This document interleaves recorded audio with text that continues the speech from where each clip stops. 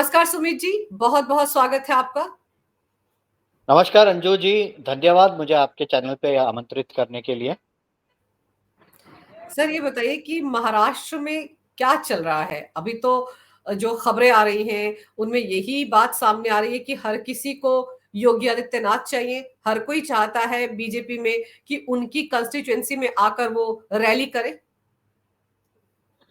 यहाँ कार्यकर्ताओं और पदाधिकारियों का एक छोटा सा सर्वे हुआ था।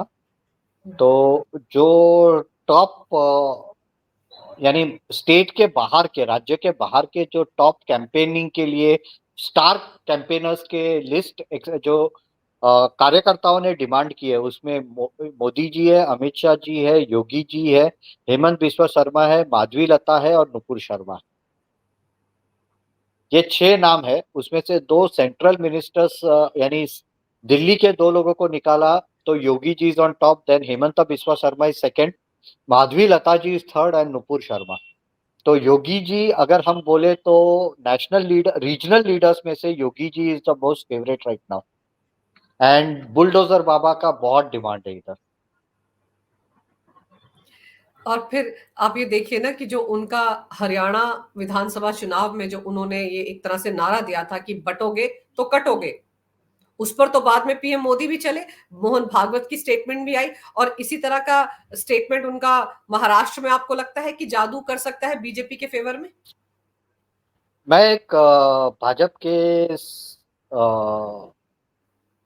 पदाधिकारी के साथ कल बैठा था। आपने कल बुलाया था, कल मैं उनके साथ ही था। तो जब वो मुझे घर पे छोड़ने आए तो he was speaking in the same tone and tenor और same dialogues of Yogi ji. That is the popularity of Yogi ji in Maharashtra के लोग उनके यानी बात करते हैं तो योगी जी के स्टाइल में, योगी जी के सेम शब्द रिपीट करना, ये एक इन थिंग हो गया है महाराष्ट्र में। और सबसे बड़ा चीज क्या है मालूम है? ये जो बटोगे तो कटोगे, ये वाला स्टेटमेंट एक बहुत ही हेवी मीनिंग रखता है महाराष्ट्र में, क्योंकि यहाँ भी जातिवादी राजकारण, और ये जो जातिवादी राजकारण है उसके कारण समाज बटा हुआ है यहाँ। आप देखिए, अब मैं आपको एक एनालिसिस देता हूँ। शरद पवार के पास कौन सी वोट बैंक है? मराठा और कुणबी। कांग्रेस के पास कौन सी है? तो विदर्भ में मराठा है, दूसरे कास्ट से ये है वो है, वो उनके पास है। शिवसेना, एकनाथ शिंदे, राज ठाकरे, इनके पास कौन से है? तो कोकण में जो मेजर है, जैसे भंडारी है, कोड़ी है, आगरी है, पाचकरछी है, बालवणी है, that is the vote bank of this people.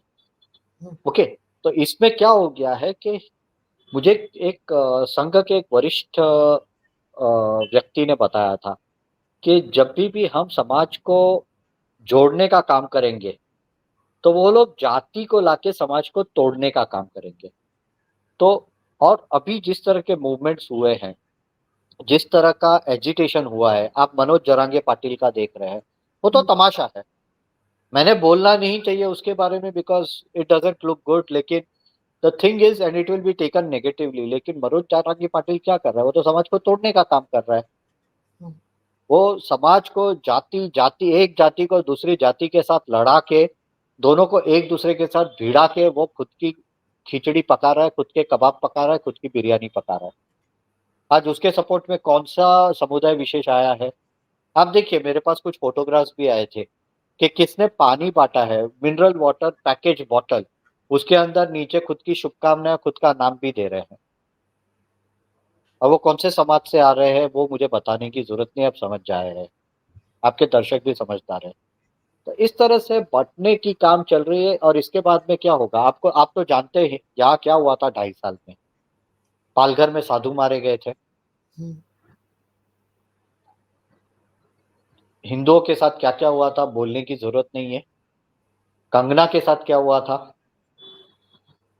किस तरह से यहाँ लैंड जिहाद हो रहा है, किस तरह से यहाँ इंक्रोचमेंट्स हो रहे हैं, किस तरह से स्लम्स बन रहे हैं, जिसके बारे में मैंने पिछले अपने चर्चा में आपको बताया था कि झोपड़पट्टियां बाहर से लोग बसाए जा रहे हैं।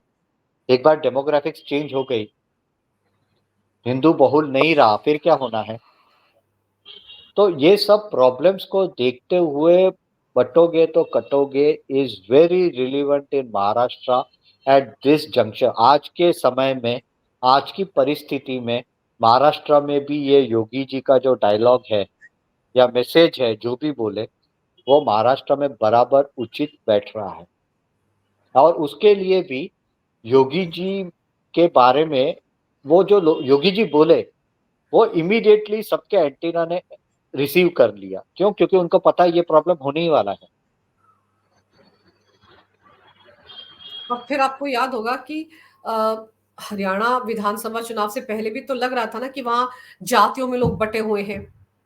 योगी जब यस, वहां पर रैलियां की, उन्होंने भाषण दिए, तो उसी में उन्होंने ये वाला मंत्र लोगों को दिया और वहां पर लोग एकजुट हुए। हिंदुओं ने उनकी एग्जैक्टली। बात को सुना और इसीलिए नतीजे ऐसे आए कि आप देखिए इंडी गठबंधन आज तक सदमे में है। कांग्रेस पार्टी पूरी की पूरी सदमे में है। इसीलिए यस। नतीजे आए ना। वो हम अपनी आंखों के सामने देख चुके हैं कि योगी जब ऐसा बोलते हैं तो लोग सुनते हैं। और दूसरा क्या मालूम है?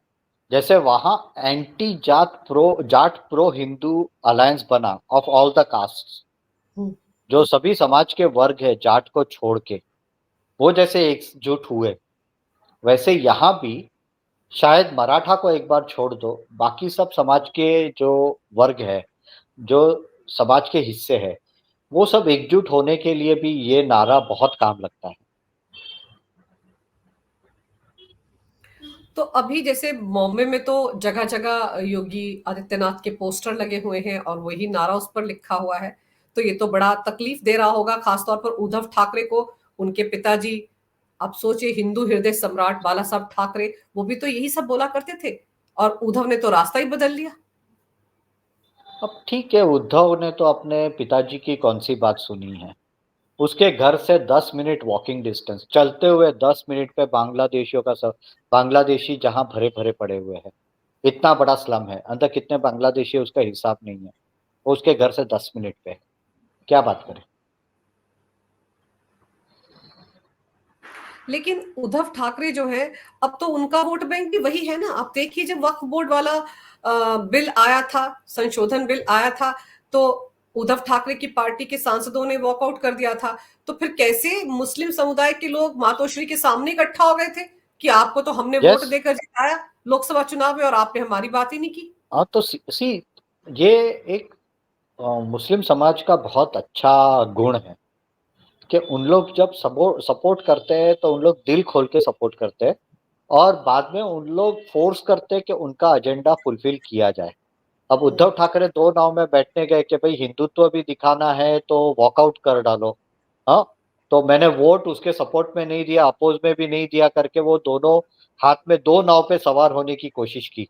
तो मुस्लिम समाज ने बोल दिया कि भैया दो नाव पे सवार नहीं हो सकते, तुम एक नाव चुनो, हमारे साथ रहना है तो हमारा वोट चाहिए, तो हमारे लिए बात करनी पड़ेगी, और नहीं तो नहीं चलेगा। और उद्धव ठाकरे को उसकी बात माननी पड़ी। लेकिन अभी आपको क्या लग रहा है, जिस तरह से टिकट बंटवारे को लेकर बीजेपी में तो एनडीए में तो लगभग सब कुछ क्लियर हो चुका है, सीटों का बंटवारा हो गया, कौन कहां से लड़ रहा है। लेकिन हम्म। महाविकास अघाड़ी गठबंधन में आपको लगता है कि अभी भी पेंच फंसा हुआ है? अभी 2 दिन पहले तक तो कांग्रेस और उद्धव ठाकरे आमने सामने ही थे। अब मुझे जितना समझ में आ रहा है, जितना इंफॉर्मेशन मेरे पास आ रहा है, कांग्रेस के पास कुछ 105 एक सीट आ रही है, उद्धव के पास कुछ 95 सीट जैसी आ रही है, और शरद पवार के पास कुछ 80 85 सीट आ रही है। इस तरह का कुछ नंबर अभी मेरे पास आ रहा है, यानी ब्रॉडली उन लोग ने इन प्रिंसिपली नंबर ऑफ सीट्स का एग्रीमेंट पे आ गए हैं। उद्धव ठाकरे को 80 85 के बीच में मिलना चाहिए, उसको 90 95 मिल रहे हैं, उसको 10 सीट ज्यादा देके कांग्रेस ने उसका ईगो संभाल लिया है। और उसको अगर हम देखने जाए तो उसका विदर्भ में कोई भी प्रेजेंस नहीं है। विदर्भ में आज के तारीख में रफली विदर्भ, ईस्टर्न विदर्भ, वेस्टर्न विदर्भ, पूर्व और पश्चिम विदर्भ पकड़ा तो रफली 65 एक सीट्स है। तो वो आप निकाल दीजिए, तो उतना सीट्स तो उसका है ही नहीं। बाकी में से उसको 50% से ज्यादा सीट मिल गई है। प्लस वो विदर्भ में जहाँ के कांग्रेस स्ट्रांग है, वहाँ कांग्रेस के जोर पे खुद के लोगों को लड़ा के जीतना चाहता है, जो कि उसका हमेशा स्ट्रेटेजी रहा है, इवन विद बीजेपी। और ये आज की बात नहीं है, बाल ठाकरे के टाइम में भी यही होता था। तो ये उसकी एक स्टैंडर्ड स्ट्रेटेजी है कि पार्टनर के जोर पे जीत के आओ और अपना काम निकाल लो, अपने नंबर्स बनाओ। ओके, तो वहां कांग्रेस ने कुछ रामटेक और वो सब, मेरे पास लिस्ट आया था, कुछ 16 सीट्स में से 8 सीट्स विदर्भ में ही थी जिसके ऊपर डिस्प्यूट चल रहा था उनका। तो शायद कांग्रेस ने वहां भी कुछ दिया लगता है उनको। तो ओवरऑल सेटल तो हो ही चुका है। रादर नाना पटोले को निकाल के दूसरे व्यक्ति को लेके आए, यानी वहां से ही पता चलता है कि कांग्रेस के लिए आज के तारीख में बाबा साहेब थोराट को लेके आए। दैट बाय इटसेल्फ शोज के Uddhav is more important for Congress. MVA because Uddhav के पास आज भी एक critical mass of Hindu voters है, और वो इसको भी चाहिए, दोनों को, कांग्रेस को और शरद पवार को, और उद्धव उसके जोर पे नेगोशिएट कर रहा है। लेकिन बीच में खबरें ये भी आ रही थी सुमित जी की उद्धव ठाकरे ने देवेंद्र फडणवीस से मुलाकात की है, संजय राउत ने अमित शाह से मुलाकात की है, बैकडोर बहुत सारी मुलाकातें हो रही हैं, और यहां तक कहा जा रहा है कि कोंकण में कुछ एक सीटें ऐसी हैं जहां पर बीजेपी के उम्मीदवार उद्धव ठाकरे की पार्टी की तरफ से मैदान में होंगे, एक नाथ शिंदे के खिलाफ। ये खबरें भी हैं, इनको कितना पुख्ता माना जाए? सी, देवेंद्र जी को जो मिलने वाली बात है, वो मुझे जितना पता चला है that is rumour. That is rumour, जितना मैंने भी मीडिया सर्कल में पूछा। कहा जाता है कि विरोधी पक्षों ने ये हवा घुमाई है मीडिया को यूज करके। तो यानी कि दैट, विरोधी पक्ष में कौन होगा, शरद पवार या फिर कांग्रेस? दोनों एक ही है। मीडिया सी, अगर आप मुंबई मराठी पत्रकार संघ या मुंबई प्रेस क्लब देखें, तो उसमें कंट्रोल तो उन लोग दोनों का ही है, जो एक इलीट सेक्शन है। क्योंकि वहां अगर आप एनालिसिस करेंगे तो वहां एक पूरा मराठी मानुस वाला थॉट प्रोसेस वाले जर्नलिस्ट और एडिटर्स है, जिनका नेचुरल एलिजेंस होता है शिवसेना के साथ। ओके, और दूसरे जो सोशलिस्ट, एक्स सोशलिस्ट थे, एक्स लेफ्टिस्ट या वो तरफ की विचारधारा से जुड़े हुए, वो सब शरद पवार और कांग्रेस के साथ है। और वहाँ कांग्रेस का इन्वॉल्वमेंट अंदर भी बहुत अच्छे से है। तो आप समझ जाइए। पर सुमित जी, अगर हम लोग लोकसभा चुनाव में देखें तो सबसे फिसड्डी महाविकास अघाड़ी गठबंधन में जो स्ट्राइक रेट था वो तो उद्धव ठाकरे का ही था। नहीं, सबसे कम था, यस, सबसे कम उसका था, हाँ, 43%। वही तो कह रही, सबसे तो फिसड्डी वही थी उन तीनों पार्टियों में, तो फिर भी सीटें 90 से ऊपर 100 के आसपास मिल गई। हाँ, वो नेगोशिएट, उसने, he is a good negotiator. See, दूसरा क्या है अंजू जी, 5 साल में 2 बार ही मौके मिलते हैं जब आप एकदम हेवी नेगोशिएट कर सकते हो, जब चुनाव आते हैं। बाद में तो कुछ मिलता नहीं है। तो अभी जो मिल रहा है उतना नेगोशिएट कर लेंगे, ये ऐसा है। लेकिन दूसरी तरफ अगर हम लोग एनडीए की तरफ आते हैं, वहां पर भी खबरें इस तरह की आई हैं, जैसे उद्धव ठाकरे को लेकर मैं आपसे पूछ रही थी कि देवेंद्र फडणवीस के साथ मुलाकात हुई है, और वैसे ही खबरें ये भी आ रही हैं कि एकनाथ शिंदे ने शरद पवार से मुलाकात की, मनोज रांगे से मुलाकात की। उनको कितना मानते हैं आपकी, सच में ऐसा हुआ होगा? नहीं, एकनाथ शिंदे और शरद पवार का मुझे जितना रिलायबल सोर्सेस से पता चला है, 2 से 3 बार उनकी मुलाकात हुई है सिल्वर ओक में। ये मेरे पास भी एक खबर है। 2 से 3 मीटिंग हुए सिल्वर ओक में। एकनाथ शिंदे जी खुद गए थे शरद पवार जी को मिलने। तो उसमें कोई दो राय नहीं है, वो क्रेडिबल इंफॉर्मेशन है। बाद में उदय सामंत जरांगे पाटिल को मिलने गया था, वो तो अब डॉक्यूमेंट पब्लिक में है, evidence photograph is in public. तो उसका कुछ ना कुछ तो एंगेजमेंट चल ही रहा है। So that can also not be denied. ये दो तो कंफर्म इंफॉर्मेशन। लेकिन मतलब क्या हुआ, इन मुलाकातों को कैसे समझा जाए? वेल, पॉलिटिक्स, महाराष्ट्र की पॉलिटिक्स ऐसी है कि सब लोग सब जगह हाथ पैर मार रहे हैं। यहाँ बड़ा लड्डू मिलेगा तो वो दूसरा हाथ छोड़ के यहाँ बड़े लड्डू के पास चले जाएंगे, वैसा वाला गेम चल रहा है। और अगर आप देखें तो जो एक नेचुरल अलायंस आज के तारीख में, एथिकल नेचुरल अलायंस बचा है, बीजेपी इज ऑल अलोन। उसके पास कोई भी अलाय हु इज द नेचुरल अलाय जो विचारधारा के बेसिस पे बीजेपी के साथ है, ऐसा कोई नहीं है। ना कांग्रेस और एनसीपी विचारधारा के बेसिस पे साथ में जुड़ा हुआ एक अलायंस है। Hmm, Uddhav Thackeray is nowhere kind of ideological ally, और अपने पास दोनों पार्टियां आइडियोलॉजिकल अलाय नहीं है। वो लोग ने आज हिंदुत्व का झोला पहन लिया है, कल वो हरी टोपी भी पहन सकते हैं। तो बीजेपी इज ऑल अलोन, सामने कांग्रेस एनसीपी इज यूनिफाइड। तो सब लोग खुद का आगे पीछे, गणित कहाँ अच्छा बैठ रहा है, कहाँ ज्यादा बेनिफिट मिल रहा है, वो सब इक्वेशंस में भी लगे हुए रहते हैं। एक नाथ शिंदे और को क्या ऐसा लगता है कि भले ही चुनाव उनकी अगुवाई में लड़ा जा रहा हो एनडीए की तरफ से, लेकिन उनकी कुर्सी पर खतरा है चुनाव जीतने के बाद, इसलिए वो यहां वहां भी अपनी गोटियां फिट करने में लगे हैं? नहीं, see we all have accepted, willingly unwillingly वो बोल नहीं सकते कि सीएम तो एकनाथ शिंदे ही होंगे, क्योंकि वो मराठा है। देवेंद्र जी का एक ही प्रॉब्लम है, वो ब्राह्मण है। और महाराष्ट्र में आपको भी इलेक्शन जीतना हो तो आप सिर्फ ब्राह्मणों को गाली दीजिए, आप इलेक्शन में आप एकदम पॉपुलर हो जाएंगे। ऐसी तो पॉलिटिक्स है महाराष्ट्र की। तो एकनाथ शिंदे को रखा तो फोकस गवर्नेंस पे रहेगा, फोकस गवर्नमेंट क्या काम कर रही है उस पे रहेगा। अगर देवेंद्र जी को बनाया तो बाद में जातिवादी राजकारण बहुत गंदा रूप ले लेगा। तो it is kind of given के एकनाथ जी ही बनेंगे। लेकिन अब एकनाथ जी के दिमाग में क्या चल रहा है, क्यों वो इस तरह से सब कर रहे हैं, I think he would be looking for greener pastures. That is my understanding. लेकिन एक चीज ये भी है ना कि देवेंद्र फडणवीस को आपने उस वक्त नहीं बनाया सीएम जब आपके 105 विधायक थे, 40 विधायकों के साथ आए, एक नाथ शिंदे को सीएम बना दिया, तो बीजेपी के कैडर को तो उस वक्त भी निराशा हुई थी। और अगर आज की तारीख में आप कह रहे हैं कि शौक लगा था, निराशा भी नहीं, शौक था। हाँ, शौक लगा था, तो एक और आज की तारीख में अगर ये बिसात पहले से ही बिछ गई है कि भाई जीतेंगे तो एक नाथ शिंदे ही सीएम बनेंगे, तो फिर आपको नहीं लगता कि जो बीजेपी के कैडर का मनोबल है, जो लोग एक ना जो लोग देवेंद्र फडणवीस के पीछे खड़े हैं, क्या वो उतने जोश के साथ चुनाव में जाएंगे? नहीं, वो तो है, क्योंकि एक even Devendra ji is all out in support of Eknath ji. आज अगर Devendra ji himself is in support, उसने पूरा कार्यकर्ता को चाबी मार के रखी है, सबका जोश बढ़ाया है।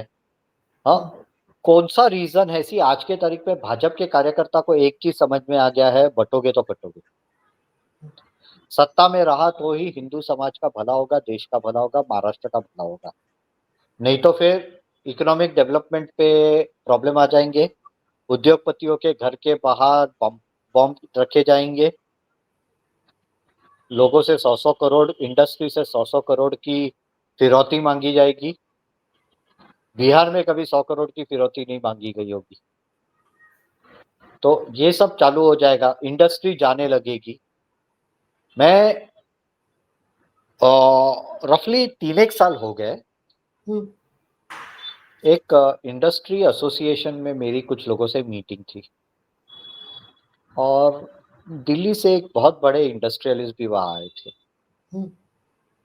उन्होंने एक चीज बोली कि 2 साल में, इनके 2 साल के राज में महाराष्ट्र 20 साल पीछे चला गया है। That is the situation on the ground. अच्छा। तो लोगों को भी पता है, इंडस्ट्री को भी समझ में आ गया है, और भाजपा के कार्यकर्ता को पता है कि भैया जो भी भला होना है वो अगर हम सत्ता में होंगे तो ही राष्ट्र का भले बाद में सीएम एकनाथ जी हो, उसके साथ में शायद उसके मंत्री ज्यादा हो, जबकि आज के तारीख में जो दिखाई दे रहा है बीजेपी के ही मैक्सिमम एमएलए आएंगे। लेकिन फिर भी शायद इक्वल भी हो, we don't know that equation क्या ये लगा के रखा है रेशियो। लेकिन भाजपा को पता है, इसलिए तो उन लोग सब आज के तारीख में योगी जी का क्यों पॉपुलर डिमांड है, क्यों माधवी लता जी का डिमांड है, क्यों हेमंत बिस्वा शर्मा का डिमांड है, क्यों निपुर शर्मा को लोग बुला रहे हैं, क्योंकि पहले कार्यकर्ता चार्जअप है। दूसरा क्या हो गया मालूम है, जो एक कॉम्प्लेसेंसी आ गई थी ना 2024 के लोकसभा चुनाव के वक्त में, वो कॉम्प्लेसेंसी हट गई है, क्योंकि मोदी जी ने तब बोला अब की बार 400 पार। तो कार्यकर्ता और सब बोले ठीक है, अब मैं तो क्या, मैं सुमित के साथ बैठ के गप्पे मारूंगा, मैं तो यहाँ बैठूंगा वहां बैठूंगा, काम तो मोदी जी लोग आ जाएंगे। बाद में जब एनालिसिस हुआ तो पता चला कि 22 जनवरी को प्राण प्रतिष्ठा हुई और अप्रैल से चुनाव चालू हुए। जो बीच के 3 महीने का गैप था उसमें वेव नहीं बना पाए, वो वेव सेटल हो गया। तो सोशल मीडिया पे और सब जगह राम राम राम चल रहा था, लेकिन ऑन द ग्राउंड वो खत्म हो चुका था। वो बीजेपी मेंटेन नहीं कर पाई। और दूसरा, ये करारी हार के कारण समझ में आ गया है कि भैया काम करना पड़ेगा। लोग भी, अपने वोटर्स भी ऐसे थे कि जो बाहर नहीं निकले कि हाँ अब सब जीत जाएंगे। 2004 का रिपीट हो रहा था। अब उनकी भी हालत खराब हो गई है कि भैया कैसी गवर्नमेंट आएगी। तब वो भी चार्जअप होने लग गए हैं। उसके बाद में अगर आप देखें तो last time, because alliance partners जैसे एकनाथ जी को भी लगा कि अब वेव है, तो उन्होंने भी झगड़ा किया, बहुत ज्यादा सीट मांगी। 23 सीट उन्होंने ली और 9 सीट जीते। ओके। तो तब यहाँ झगड़े चल रहे थे, अभी वहां झगड़े चल रहे हैं। तो बिल्कुल। या अभी आप देखिए, मैं आपको कुछ जैसे नरेश मस्के, उसका नॉमिनेशन के 2 दिन पहले उसका नाम फाइनल हुआ। थाना का एमपी है। ओके। वैसे बहुत सारे नाम है जो लास्ट मोमेंट, साउथ बॉम्बे का एमपी कैंडिडेट, लास्ट मोमेंट नाम डिसाइड हुआ। क्यों? क्योंकि सब झगड़ा चल रहा था, किसको देवे किसको ना देवे, इसको दिया तो वो बिगड़ेगा। और सबको लग रहा था हम जीतेंगे, इसलिए सब लोग जंग के मैदान में घुस गए थे कि हमें टिकट चाहिए। अब सब लोग को लेवल हो गया। तब क्या था, दूसरा, कांग्रेस में लोग लड़ने को तैयार नहीं थे। तो कांग्रेस ने बोला ठीक है, हमारे लोग तो लड़ना नहीं चाहते, तो उद्धव ठाकरे को दे दो, कुछ फर्क नहीं पड़ रहा है। अब कांग्रेस में भी लोगों को लग रहा है कि भैया हम जीत सकते हैं, क्योंकि ये 99 सीट और महाराष्ट्र में भी बहुत अच्छा परफॉर्मेंस किया लोकसभा में, तो उनको लगा हम जीत सकते हैं। तो यहाँ बहुत झगड़े चल रहे हैं। और यहाँ सीट आप देखिए, एकनाथ शिंदे जी का 45 लोगों का लिस्ट और यहाँ 88 लोगों का लिस्ट आ गया है। हाँ, तो रफली 90 और 50, तो 140 से ऊपर तो नाम आ ही चुके हैं। तो प्रॉब्लम कहाँ है? अब ज्यादा प्रॉब्लम बचा नहीं, क्योंकि उन्होंने सीट्स बांट ली है जल्दी से। बिल्कुल। तो यहाँ ऑर्गेनाइज हो रहा है और वहां डिसऑर्गेनाइज हो रहा है। लेकिन एक चीज और भी है ना, बहुत सारे तो मेरे ख्याल से विधायकों को रिपीट ही किया जा रहा है, क्योंकि जब इतने सारे खिलाड़ी मैदान में आ जाते हैं तो फिर ये भी होता है कि अगर इसको टिकट नहीं दिया, नाराज होकर कहीं और से खड़ा हो जाएगा यस, वो और फिर भी है। बेल्ट मारेगा अपनी पार्टी को। तो ये भी वजह है कि बहुत सारे विधायकों को के टिकट शायद रिपीट किए जा रहे हैं, बहुत कम ऐसे हैं जहां बदलाव हो रहा है। बहुत कम बदलाव हुआ है। ये थोड़ा दिखने में भी अटपटा सा है, क्योंकि अगर सब लोग रिपीट हो रहे हैं, that means then there is no problem in the constituency. अगर वो ही प्रॉब्लम नहीं था, तो फिर लास्ट टाइम क्यों हमारी परफॉर्मेंस इतनी खराब हुई? लेकिन अब ये भाजपा के लीडरशिप ने डिसाइड किया है कि सेम लोगों को रिपीट किया जाए। तो उनको जो ठीक लगा है वो किया है। बाकी तो अब इलेक्शन आएंगे, जब ईवीएम खुलेंगे तो पता चल जाएगा कि डिसीजन सही था या गलत था। लेकिन एक चीज ये बताइए कि जिस तरह से हमने देखा पिछले दिनों एआईएमआईएम के जो नेता हैं, वारिस पठान टाइप लोग, जो रैली निकालकर मुंबई की तरफ आ रहे थे, सड़कों पर लाखों के लोग, लाखों की तादाद में लोगों को इकट्ठा कर दिया। एक तरह से उन्होंने भी ध्रुवीकरण करने का कोशिश किया। और सबका वोट बैंक, चाहे वो ओवैसी की पार्टी हो, कांग्रेस हो, शरद पवार हो, उद्धव ठाकरे, इन सबका वोट बैंक तो एक ही है।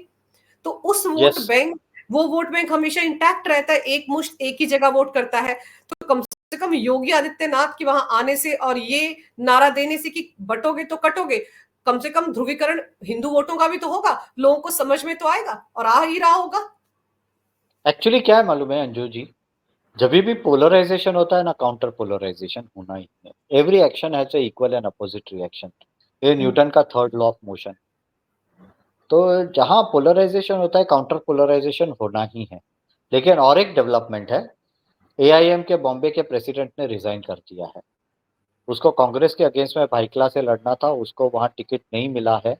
और मुझे कहीं लग रहा है कि कांग्रेस ने एआईएमआईएम के साथ अपना सेटलमेंट कर लिया है, जिससे कि मुस्लिम वोट बैंक टूटे नहीं, बटे नहीं।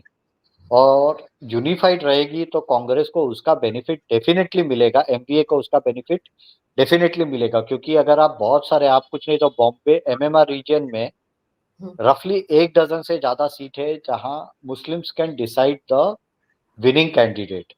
अगर पूरा महाराष्ट्र है तो मिनिमम 2 डजन से ज्यादा सीट्स है। नासिक में मालेगांव है या अहमदनगर है, ये सब जो है वहाँ मुस्लिम्स विल डिसाइड। तो अगर एआईएमआईएम के साथ कांग्रेस ने बैकडोर सेटलमेंट कर लिया है कि एआईएमआईएम थोड़ा वीक जाएगा या वीक कैंडिडेट्स को सिर्फ फील्ड करेगा, ज़्यादा मेहनत नहीं करेगा, ऐसा इफ इन केस हुआ है, तो मुस्लिम वोट्स अगर टूटते नहीं है तो कांग्रेस को बहुत बेनिफिट होगा, बीजेपी और महायुति को उसका नुकसान भी होगा। और इसलिए भी शायद ये बैकडोर समझौता कांग्रेस ने ओवैसी की पार्टी से किया होगा, क्योंकि ओवैसी तो खुद इंडी गठबंधन में आना चाह रहा था, लेकिन उद्धव बिनबिनारे लगे थे, बौखला गए थे कि अगर वो आएगा तो मैं नहीं रहूंगा। तो हो सकता है कि एग्जैक्टली कांग्रेस ने बैकडोर ये समझौता इसीलिए किया हो। एग्जैक्टली मुझे भी वही लगता है, क्योंकि उसको ऑफिशियली आने नहीं मिला और समाजवादी ऑफिशियली घुस चुका है अंदर। अब हम्म, एआईएमआईएम को लिया तो उसको भी सीट देनी पड़ेगी, उतना नुकसान कौन उठाएगा? हम्म। तो उसके कारण मुझे लगता है कि बैकडोर अरेंजमेंट किया लगता है इन्होंने। लेकिन इतना है कि महाराष्ट्र विधानसभा चुनाव के दौरान जो योगी आदित्यनाथ ने कहा, फिर पीएम मोदी ने भी कहा कि अगर बटोगे तो जो लोग बांटते हैं वो महफिलें सजाएंगे, और फिर ऐसी बातें मोहन भागवत ने कही। तो ये अलग अलग डायरेक्शन से जो हिंदुओं को एक संदेश आ रहा है, उसका इम्पैक्ट आपको लगता है कि हरियाणा की तरह महाराष्ट्र में देखने को मिल सकता है?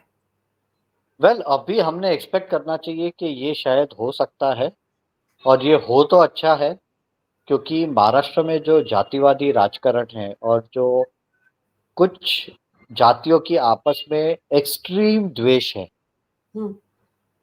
वो आज की नहीं है। 250-300 साल की बहुत पुरानी हिस्ट्री और बैगेज लेके चल रहे हैं लोग। तो अगर ये हो जाता है तो नथिंग लाइक इट। तो ये एक स्लोगन है, ये कभी एक विचार रखा है। ये कितना सक्सेसफुल होता है वो तो 23 तारीख को पता चलेगा। बिल्कुल। लेकिन जिस तरह से हर विधायक जो एनडीए गठबंधन का है वो ये चाहता है कि योगी उनके इलाके में आए, हिमंता बिस्व शर्मा आए, माधवी जी आए, तो उससे साफ लग रहा है कि हिंदू अब एकजुट हो रहा है और इनको सुनना चाहता है, और चाहता है कि जो लोग अभी भी तितर बितर हो रहे हैं, दाएं बाएं जा रहे हैं, उनको भी मैसेज डायरेक्टली नेताओं के मुंह से सुनने को मिले। तो हो सकता है कि जिस तरह की तस्वीर हमको हरियाणा विधानसभा चुनाव के दौरान देखने को मिली, वो हमको महाराष्ट्र में भी देखने को मिल जाए। लेकिन आप सही कह रहे हैं कि ये तस्वीर तो 23 तारीख को ही क्लियर होगी। लेकिन आपने समय निकाला इस महत्वपूर्ण विषय पर तमाम जानकारी मेरे दर्शकों को दी। सुमित जी, आपका बहुत बहुत धन्यवाद। नमस्कार। नमस्कार, धन्यवाद आपको और आपके दर्शकों को।